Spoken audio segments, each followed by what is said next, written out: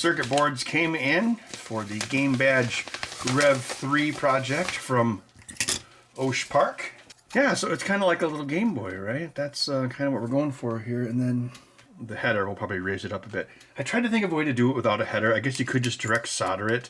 There's a guy named Ken working on the Git for this, so I'm going to send him one. Then there's another guy, Stuart. He actually lives in Madison here. He helped me with the, I think he took part in the first workshop and then he helped me as an assistant in the second one. So he's helping again, so I'm going to get him one as well. All right, so we're going to start with the lowest components first and work our way up. Bud, when I first found you, your heartless mother had abandoned you, and this is the thanks I get for taking you in and raising you as my own. You don't know how cruel the outside world is, Bud. Anyone know what quote that was from? That is my favorite animated Disney film. I love it. It's so dark. It's awesome. All right, so this is the charge controller. I'm using the same charge controller as the previous workshop, which was a year ago. Man, it's so confusing how MGC, like they did one in November of 2021. They really threaded the needle because that was right before that big wave of you-know-what. And then they did another one again in, what was it, May? The very next year, so like not even 6 months later. Well, about 6 months later. And I didn't think people would go to the show again that quickly, but yeah, that May 2022, that was their biggest show ever.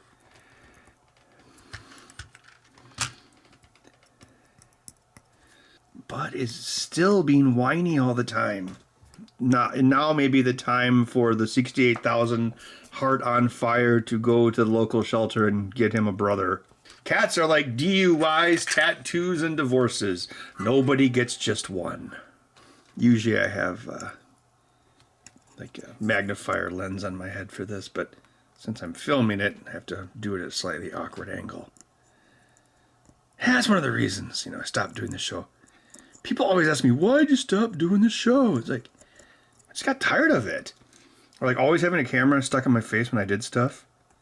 It gets old. Or like, oh, stop what you're doing, Ben or Felix. We have to spend 15 minutes rearranging the cameras. It reminded me of a quote from, what's his name? Who's that guy? Anthony Hopkins? The guy who was Hannibal Lecter. He's like, I act for free. They pay me to do the standing around and waiting. All right, next up is the audio amplifier. Oh, shoot, where's the indicator on that? Okay, I'm going to have to beef up the indicator in the file, but it's upper left. Oh, man, my eyes are definitely degrading.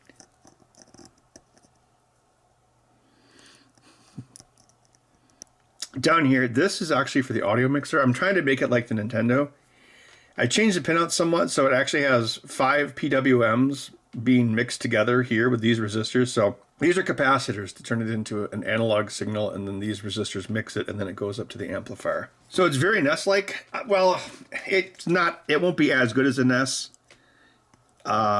You'll have frequency, and you could probably make a saw or triangle wave by DMAing a pattern into the PWM registers, but you can actually do PCM. You can actually DMA an 8-bit waveform into one of these registers, and it will actually reproduce speech. I think the biggest tragedy with making Indiana Jones is that the movie Everything Everywhere All at Once came out. If you haven't seen it, Ke-Huy Quan, aka Short Round, aka Data from Goonies, has a pretty. Basically, he's the co-star. He's Michelle Yeoh's husband. He's really good in it. He even does like action stuff, even though he's probably my age. I'm sure he's in his mid to late 40s. Yeah, so he probably would have been about 12 in Temple of Doom. I mean, I guess they never actually say how old he is. I like John Connor. He was my sister's hero. Because a fun fact: Terminator 2 takes place in 1995. Because it's 10 years after the events of Terminator 1, which was 1984. So 9 months elapses, and he's 10 years old, so it's 1995. And you actually see, like, one of the opening scenes when the evil Terminator's looking on the police computer, it says, you know, like John Connor's date of birth and his age, setting the movie in 1995. And the Atari Portfolio was still the hot new device. I've always wanted one of those, because it was in Terminator 2. Although I'm one of those weirdos who thinks Terminator 1 is better. And by weirdos, I mean person who's correct. Anyway, wouldn't have been cool. It would be like Indiana Jones in the tomb of the last emperor or something. And he goes to China. And then Short Round shows up and he would be like, Short Round, you got tall. Just don't let Kate Capshaw show up. You know, good for Spielberg. You know, he found a wife. But she was pretty annoying in that movie. Since I've got the tray of 2K resistors out, I'm going to add the other 2K resistor. I try to use as few different values of resistors as possible. Although that audio thing was a fairly late addition. That kind of bumped up the count. I've always thought the solder mask on OSHpark is a little weird. It reacts strangely to like alcohol and other solvents. It becomes like sticky. Okay, yeah, there's a 2K, two 470s for the LEDs. Then these are 33s in the 2K. So the reason I did that was because the PCM channel on PWM is not as loud as like the square waves. So the square waves go through larger resistors. Then over here, these three resistors set the volume. I use the same, it's 20K each, I believe. So basically it creates a kind of voltage divider, and that's what tells this thing how much to amplify. And then two more caps. And that's pretty much it. And then obviously the castellated edge for the Pico. Oh man, I have tons of 20K resistors. Maybe I don't need to order any more. Yeah, it's not like they cost that much money. At least you can still get passives, right? Ha ha ha ha ha ha ha ha. Just then. Oh no. Local medicine man jinxes supply chain. Ah, man. I tried to demagnetize these tweezers, but magnetism still remains.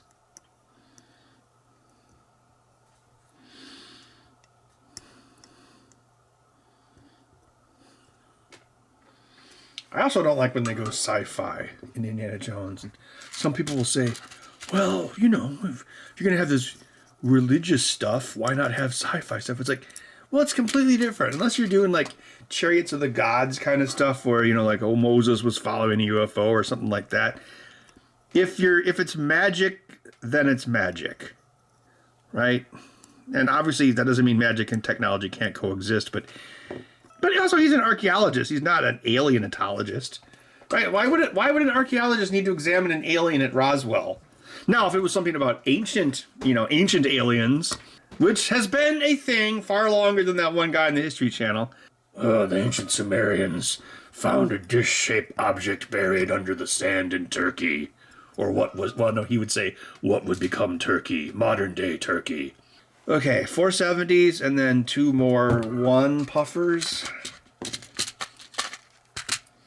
I could have written a great Indiana Jones. Actually, no, I wouldn't, because I think if anything, you should just make like young Indiana Jones. Well, I know they already did that. Okay, so like Indiana Jones in college, like what they did with the 2009 Star Trek, but make it better than that.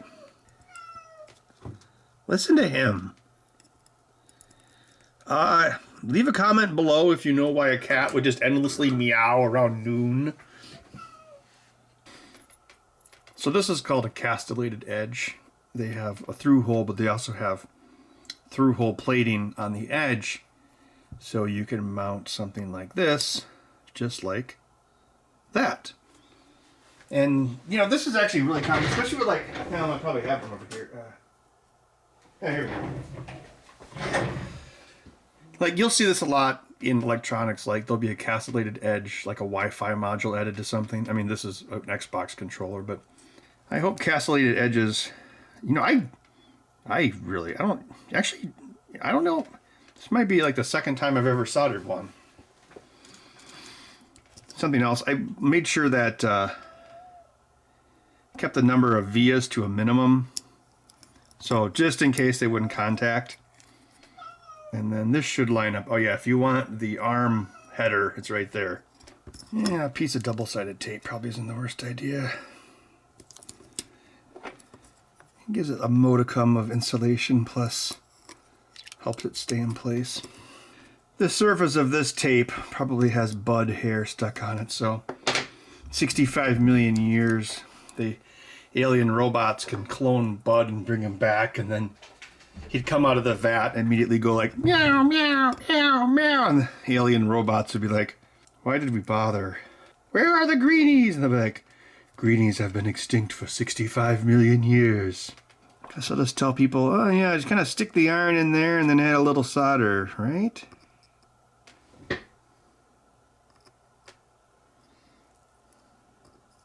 See, my concern would be having bridging that you can't see. One thing I've noticed since I've done these workshops for a couple of years now is novice soldering, it's usually pretty messy. I also see these vias here for the production run, which I'll probably get from China. I should probably move those vias further away. Listen to that thing. Jeez. Did you hear that? You probably did. I was editing that random teardown video, and yeah, you can hear him mewing in a lot of spots. It doesn't appear in the waveform, but you can definitely hear it while editing. Oh wow, my arm header lined up perfectly in my hole. I'm so proud of myself. And I realize you also need reset, so I should probably add a pad for attaching the reset line because you need that to program. Let's just check for any boondoggles. You know what I should probably do is myself for assistance do this check on each unit before it's fired up. That's normal. Some of those are going to ground, which is a good time to bring up. So the theory with this is it's using the 5-volt input coming off of USB. That goes to the charge circuit, which then goes to the 3.3 volt regulator, which then goes to the 3.3 volt line on the Pi. And there's another line which is enable the built-in 3.3 volt regulator. So I pull that down so it disables the regulator on the Pi. So the 3.3 volts required is generated by the external regulator that I added on the back. But they added those pins because they knew people would probably be doing things just like this. I'm hesitant to use up one of these $1 million headers for my own unit. However, I do need to know what the distance is going to be so I can get the correct length metric screws. Bud's crying crusade ended for a few minutes after I gave him some greenies, but now he's once again at it. This thing comes with all 4 of these brass studs in place. Let's see how far that goes in. Yeah, so my idea is to find out how deep you can go with the screw here and then put a metric screw in the back. I'm going to attach the select and start buttons first. I actually got some different D-pad buttons before. See these brown buttons? Felix got these from MATC. They were like throwing them out. So we have like thousands and thousands of these. I've been using these for a couple years now for these workshops because, you know, they don't cost anything. Well, I guess, well, your tax dollars at work. However, I think these are like 160 GF force. So I'm going to use them for the buttons, but for the D-pad I actually got like some 90 GF tack switches. I also, well, I might move the position. I might move them a little bit more in line like that. In case you want to do like a Mario thing where you roll from like B to the jump button. So like before, like I'm right-handed Libra. So I put the solder on the right, I hold it with my left, and I bring it into the right. Then I flip it over and do it the other way because I mentioned I'm right-handed. It's like I'm a CrossFit vegan Texan. Did you know I'm a vegan and from Texas? And CrossFit? Yes, we know! CrossFit vegan Texan. Not eating the meat. Flipping over tires. And on the back here, here's a reset button. And I've got it right next to the boot select button, so you can easily do that. So there's a little bit of ROM on the Raspberry Pi chip. And if you hold down that button, it boots to the ROM bootloader, which turns it into a UF2 USB device. But when you program it with Arduino, the Arduino does the usual thing where the USB serial code looks for a baud change command from the computer. It's like, oh, change baud to 2400. That's the flag that Arduino uses to say, okay, I'm going to reset the chip. So in this case, the program will be running, and then you don't know, but in the background, it's always looking for that command. And so when it sees it, then it actually resets your chip and jumps to the Arduino bootloader, not the boot select bootloader. But if you ever feel like your chip is like bricked, yeah, you just push reset. Well, I'm sorry, yeah, you hold the bootloader button, then you tap reset, release, and then it comes up in UF2 mode and you can recover it. Brother loves traveling salvation show. I did consider using like a mechanical directional switch package, which they do totally exist. However, they're pretty expensive. I don't think it was like $2 or $3. So yeah, I know this workshop has a certain cost, but that cost pays for the room, MGC, fees, myself, parts. So there's a dollar amount I had to keep the actual parts under, and yeah, like a directional switch module would have blown past that. I also tried to find a cheaper LCD from China, but I got some, but the libraries didn't work. And I was like, well, I know a WaveShare LCD off Amazon. I know that works. The one I found off China, it was like from Maker Fabs. It was a ST7789V3. And like the bog standard, like Adafruit drivers don't work with it. So I was like, no, that's not good. This is definitely more complicated than the Gamebadge from last year. However, we're doing 2 smaller groups instead of 1 larger group. So hopefully we can get everything done in time. I want to have like a 3D printed case for the back of it, like to hold in the battery and then the speaker. So, well, I'll be able to design that now that I actually have this PCB in my hand. I mean, I could have just laser cut out a piece of cardboard to simulate the PCB, or I could just wait a week and get the PCB. So I've got a header here. This you could use this as I2C or UART. And there's GPIO 15 if you want to hook up which I should actually do, hook up a pin so you can hook up to your scope. These down here, those are ground pads, so what can I say except you're welcome. And you've got a place to clip your lanyard. There's another test point there. I can't remember what that one's for. That is hooked up to the SPI bus, which goes to the screen. So I did pin out a chip select, so you could actually access something else on the same SPI bus as the screen. Because this screen has a chip select pin. A lot of them don't, but this one does. So since it does, I decided to use it. So I have warmed up to USB-C. However, I still think micro is the work of Satan. And the Pico uses micro Pico. I mean, obviously the gold standard is USB Mini. That's the best.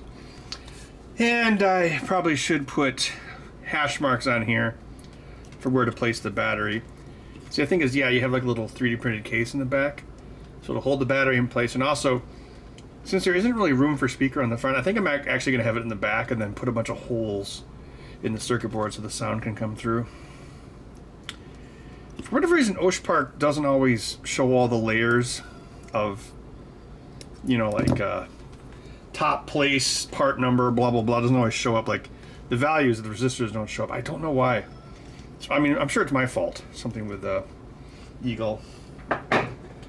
But I know Chinese services, they'll show up, so not a big deal. So, I mean, a connector would be better. Like if you're doing this if you're getting everything pre-stuffed, then you just have them add like a JST connector of some kind. But with this, adding the connector would also be difficult. Probably one of the more difficult things for a human to solder. So we're just gonna do some risky business. Although this hasn't been a problem in the past.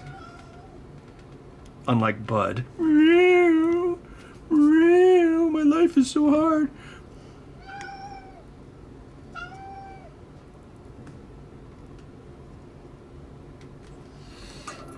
Battery's at 4.0222 volts at 1:31 p.m.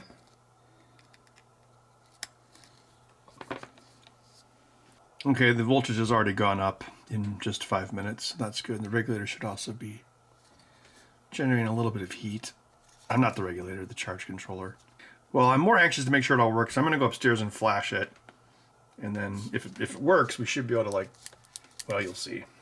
So to use this, you plug it into your computer, then you turn it on, and then it shows up as the boot device. You have to use a Adafruit sketch called SDFAT. What that does is it creates a file system on the flash. See, there's actually no flash on the Raspberry Pi chip itself. The RP2040, it's got an external quad flash that it loads from as it runs, which is pretty common in a lot of modern micros. But what you can do, it's 2 megabytes. You can split it up. You can say, okay, well, this much of it is the sketch, your code. This much of it is a file system. So I did 1 meg and 1 meg.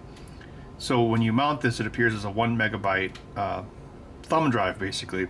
And you drag your graphics onto the thumb drive, and then the system can load it. So the same files that your PC can access as a thumb drive, this can access using the standard libraries in Arduino. All right, cool.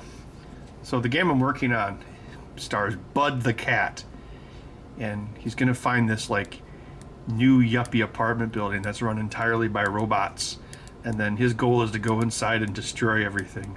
This is NES style graphics, although it's better than the NES, but it is still just using a well, it's a 2x2, so the tile memory is like 2 screens across and 2 screens down. The Nintendo, without any RAM, extra RAM in the cartridge, was just 2x1, so it'd be like 2 wide or 2 high. That's what the mirroring was all about. So imagine there's like another screen over here, right? So what it does is, as you move around, it's getting the background from like a world map. But the world map is really simple. It's just one word, 16 bits per vertical column of tiles. So when you move, it's like, oh, okay, I'm at position, 257 on the world map, and there's a 16-bit value here, and like I think the 3 lowest bits of that tells you which slice. Like, okay, let's say you've got this door here. The door is 4 characters wide, so it's slice 0, 1, 2, 3. So like the upper 5 MSB of the low byte is what object it is, like a door, a chest, a chandelier. Or another term they use is meta tiles. And again, Nintendo would do that a lot. Like they didn't in the later games, like the big fancy games like Kirby's Adventure, they would use more advanced types of compression. But the earlier games would have like 4x4, even 16x16 blocks of meta tiles. So instead of defining every character on the screen, you would define blocks of the screen, and then there would be just predetermined patterns that would be filled into that block. And that's pretty much what this is doing. It's just on a vertical basis. See, this is like the cheapest, highest quantity header that I could get. Yeah, this is like $1.50. It's a huge part of the cost. I mean, I guess you could solder it directly, although that's kind of sketch magetch. Because, okay, think about it. Again, it's a workshop, so what if someone screws something up and we have to fix it? It's like, oh, well, now we got to desolder the screen. Of course, I could do it. I mean, by that I mean I could do it now. Oh man, that is tempting. That's so much nicer and neater. I'm gonna have to go for it. I wish I would have had this bravery back before I ordered all these headers, but I guess I could just keep them for myself. Well, I'm gonna pre-solder all of the charge circuits since that's the hardest part to solder. So the person or the attendee will put on 2 capacitors and these resistors. So I guess we could check that work. We could probably check over everything and make sure it charges, blah, blah, blah. And then once it's been checked, then you can, the 2 resistors going to the LEDs, see how they're actually right smack dab under that other connector there. So I can't actually compress this all the way down. Also, you're gonna need a very short, probably like 3mm screw for this. This is the shortest I have, which was 6. Then it should be flush. And I did keep the holes over here, so you could mount that one as well. These screens come with all 4 screws and posts. I just removed them on mine. Look how much more svelte it is. I gave you $1 million piece of freeze-dried turkey, and you're still going, meow, meow. I don't have any freeze-dried turkey, although it's totally human edible. Well, of course it's human edible. I totally tried a piece. It's very weird. It's like Willy Wonka. It's like While you're eating chalk and then it magically turns into turkey in your mouth. Okay, so the modules come with all 4 posts, but they don't come with screws for the bottom. So these are 4mm screws. They're a little too long, so I'm going to have to buy some 3mm M3 screws. Suppose if I want to be professional about it, probably want all 4 of them, because this had to like actually make sure it was straight. But if you have all 4 spacers and all 4 screws, and if those resistors are moved a little bit to the left or right, then it should lay pretty flat. All right, now I just need to find the closest speaker I have to the kind I'm going to order, which I believe is like, it's pretty small. It's like 11 by 15mm. I want to say I was going to put it here, but then that screw is there now. See, originally I wasn't going to have that screw because I was going to have a header. This won't look like much, but it's got it where it counts. This speaker made the Kressel run in 5 parsnips. They should make a song about a couple that feels like they're in a Jim Steinman song. There was one thing I forgot about. There's an enable pin on this audio amplifier, which I have hooked up to GPIO. I do that so you can turn off the amplifier when you're not using it, because the amplifier takes as much power as the rest of the circuit, and that was the weakest amplifier I could find. Also, 2 of these random speakers I grabbed, they don't work. Another speaker I have did work, but it doesn't sound super great. Well, I mean, it's never going to sound super great. Let me see if I can dig up another one. Here's a small 8-ohm speaker with tines, so it's meant to be press fit into place. Let's see if that works. Get ready, get ready. Get ready, get ready, get ready. I mean, I suppose you don't necessarily need to glue the battery in place if we have a case made. But just for now. But yeah, I think if there's a case, you can just, you know, there'll be a ridge for the battery, then you just put the battery in. So whatever this, if I do my trick of having the speaker shoot through holes in the PCB, I'll have to make sure the speaker is no thicker than the battery. I've hot glued the speaker in place, so this is approximately where it'll be. So I could add a bunch of holes here to help, but you can still actually hear it. Get ready, get ready, get ready. And if there's a case behind it. Get ready. The first game I thought about making for this, I wanted to make a game where you fly around shooting horseshoes at enemies, and I was going to call it Space Farrier. That's why I have it saying, get ready. Get ready, get ready. I've continued to work with this development setup. So again, here's yychr.net. Starting to dial in my palettes, at least for the hallway section of my Bud game. So the first page, these are all the character graphics. Although you can put anything wherever you want. Yes, it's 16K reserved for the graphics. So it's basically, the Nintendo had 2 of these pages and this system has 4. But it's all in RAM, you can change it if you want. Second one has the Bud animations. I just Googled cat animation stills or frames, and there's plenty of examples out there, so I just looked at that and I'm like, oh, okay, and then I just redrew it to make, I guess, kind of look like Bud. I gave him a white chin and a white tip of his tail, and his crotch isn't really that white. I mean, it's a little white, but it's good when you have something to separate the legs. See how it's got like white behind his legs. That's like why, what was that thing called back in the 90s? Crash Bandicoot? He's a, what is a bandicoot? I don't know. But he's got gloves on, and he's got gloves on, so when he's running, you can see his arms moving. Otherwise, you'd see brown arms in front of a brown body. I thought it'd be cool to have chandeliers that you can knock over because you're a cat. And the next page, this is how far I got. So I wanted to be like a big cleaning robot in the hallway. So I was kind of thinking like those supermarket robots. This one looks a little too sci-fi, like too 1950s, I think. I mean, I gave him these ears. And of course, the only reason I did that was so I could be lazy and say, oh, see, the hitbox goes all the way to the edge. Then I was going to make it so you can have different faces for him, like happy, mad, or disabled. And I was like, oh, what if it's, Bud can knock everything over, but also maybe he can knock a chandelier onto the robot. So I want the elevator doors to open smoothly. I haven't done that part yet. So Bud will walk up, so he can walk up to a door. So each level has 6 condos in it. So he needs to go in and I think destroy each condo or get all the greenies. And then once he's completed all 6 condos per floor, the elevator door opens and he goes up to the next floor. So it's kind of got like, it's kind of like Rolling Thunder elevator action a little bit as well.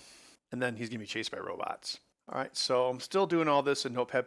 Yes, I know there's Arduino 2.0, and I know it's based off Visual Code, and it has some autocomplete. However, I started this project on 1.819, and I'm going to finish it on 1.819. Yeah, so I've got the Gamebadge library. I haven't had to change too much on this. I need to do a few tweaks with the audio. One thing I really like about programming is once you get enough of it programmed, then you can start, instead of like having to build the building blocks, you can kind of put everything together and everything just kind of starts working. Since the last video, I'm using 5 PWM channels to create audio. So it would give you 4 square waves, and the 5th one is used to approximate PCM so we can have audio samples, which is the easiest way to make sound effects since I'm being lazy. So I've added some functions for the buttons, debounce, that's all automatic. I added text. You can fill the screen with text along with word wrap. So if you wanted to use the Wi-Fi and like get some text off the internet, you could fill up the whole window so you can change where the word wrap margins are. Drawing text on the tile map, drawing text in the sprite map, all sorts of stuff. I also have a lot of overloaded functions here. Like we have draw sprite. This one, basically you say, okay, I want to start here and then go there. Or you can draw just a single sprite. Quite a bit of stuff here. Again, I haven't really had to change much here. So this has all been pretty black box, which is good. Added this thing object C++. Now I actually have this in the same folder with my test game. See, it appears in Arduino there. I guess it could be with the Gamebadge library. I don't know, because this is how I'm programming my game. I know everyone would do it different.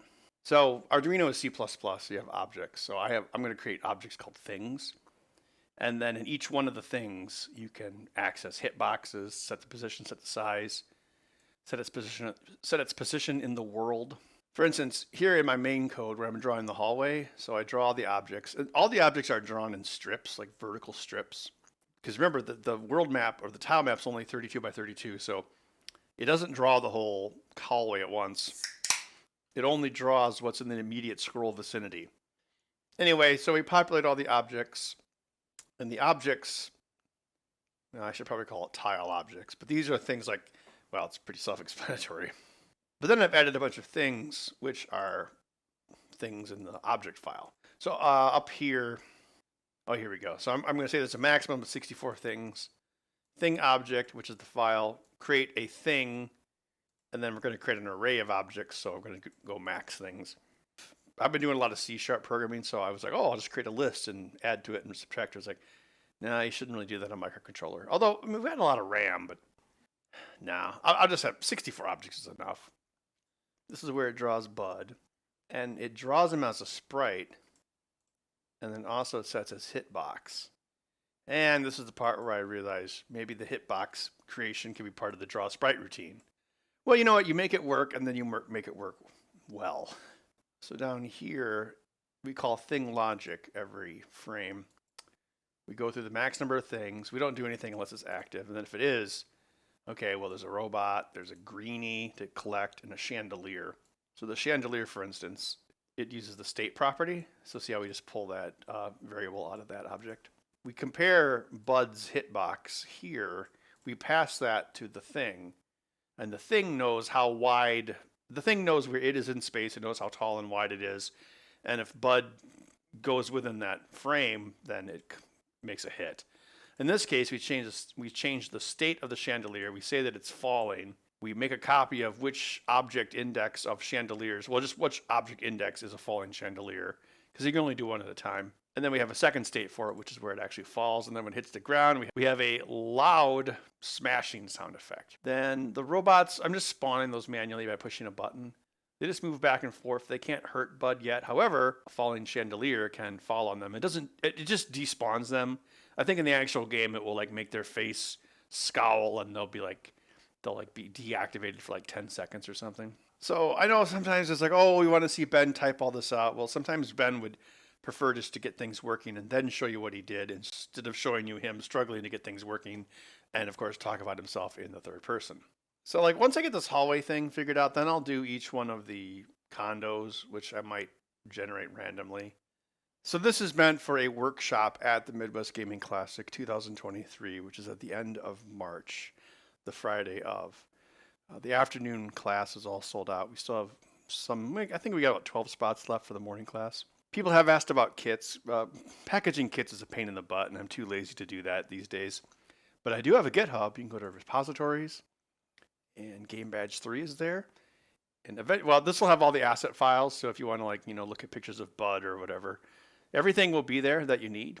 And then you could also download the PCB files and order your own PCBs.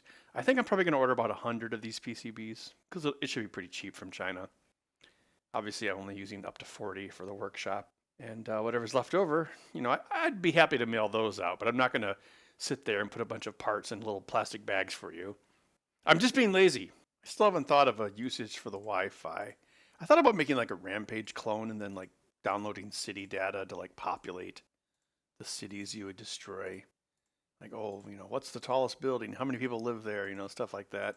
But as far as Wi-Fi is concerned, that's why I have to make sure I have the entire visible or printable, I think is what they call it, printable ASCII set, because those are the characters that are valid for a Wi-Fi password.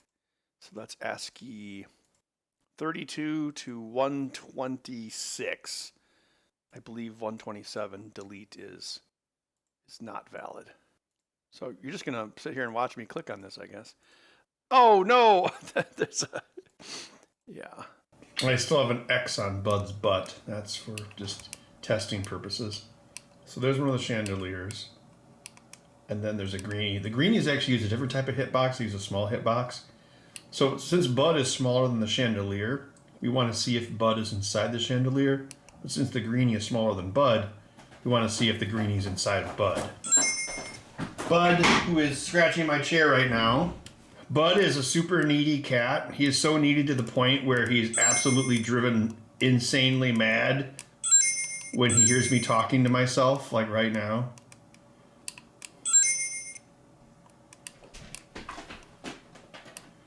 All right, so these should...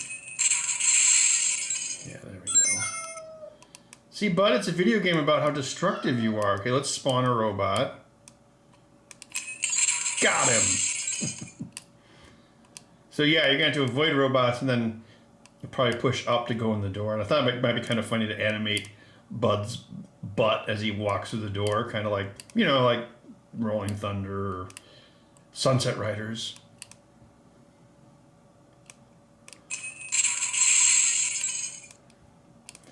There's still a few flaky things with this. Like, I don't know why. Like, sometimes when you run across these bureaus here, he doesn't drop down, but then sometimes he does, like that. I don't know why. Well, it probably has something to do with the direction he's facing. Because see how his XY position is considered to be on his paws, but when you turn this way, it's on his butt. So, there. And then when he goes, see how when he goes that way, it's right on his hind feet, and then when he goes this way, it's in the middle of him. That's probably more inconsistent than it should be. Oh, this is just so you can jump above the robot at the end. I don't know, I might add like some paintings on the wall, but each one of these objects, it's a vertical strip like that, as I said. So it draws the floor tile, the baseboard trim, then it draws like 1/4 of the dresser, and then it draws a bunch of blank space above it. I was thinking, like, when I get to the interior apartment section of this, like I could have 2 strips per line. So it would draw up a certain ways and then draw down a certain ways. That would still save memory because basically for each one of these, it's storing, I want to say it's 1 word, so it's 16 bits. So it's storing 2 bytes instead of, what would it be, 15 bytes for the whole thing. A PyPico is infinitely more powerful and more RAM than a Nintendo, but I'm still kind of trying to program it in the old school way, just because it's kind of fun. Maybe this will be my gateway drug into like actually programming a NES game someday. Oh no, I'll probably never get that done. Bud, do you approve of this game I made about you? Are you going to sign off on the licensing deal? Well, there you go. The assembly of the Gamebadge3 and a short overview of where the code is. I will try to make yet another one of these videos before MGC, part 3, I guess. Probably when the game is in a near finished state. So if you're thinking about or have already signed up for the workshop, I guess just keep watching these videos so you have as much information as possible ahead of the actual assembly. And we'll see you in March. Later.